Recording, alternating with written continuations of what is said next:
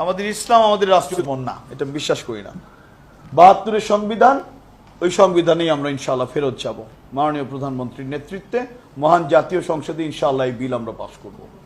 এখন সংসদে এটা নিয়ে বিরোধিতা করবে এমন কোনো আমার মনে হয় না প্রতিপক্ষ আছে। আর যারা করবে তারা তো বিরোধিতা করার জন্য করে।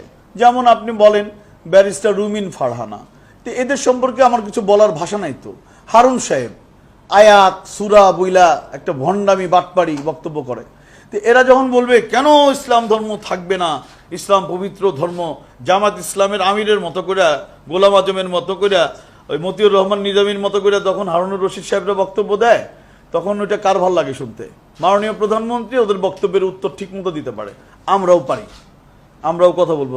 আপনি নাস্তিক হন, আমার কোনো আপত্তি নাই। আপনি ইসলাম ধর্ম না মানেন, আপনার আমার কোনো আপত্তি নাই। আপত্তি আমার এক জায়গায়, আমার নিজের আশরাফুদ্দিন নিজামের আপত্তি এক জায়গায়। আমার কোরআন নিয়ে কথা বললে, আমার রাসূল নিয়ে কথা বললে, I am the last person. আমাকে জেলে নিবেন না কোথায় নিবেন আমার কোনো যায় আসে না, আমি কিন্তু প্রতিবাদ করবই করব। কিন্তু খবরদার, খবরদার, আল্লাহ না করুন, আল্লাহ না করুন, কখনো যদি কোনো নেতা আপনাকে আলেমের বিপক্ষে ডাকে, ইসলামের বিপক্ষে ডাকে, আপনি আপনার বিবেক দিয়ে যাচাই করবেন হক কোন পথে আছে, কোরআনের কথা কার পক্ষে আছে। আপনি তখন যদি কোরআনের কথাকে পিছনে ফেলে নেতার কথাকে অগ্রাধিকার দেন, বোঝা গেল যে আপনি আপনার রাজনীতির সামনে ঈমান বিক্রি করলেন।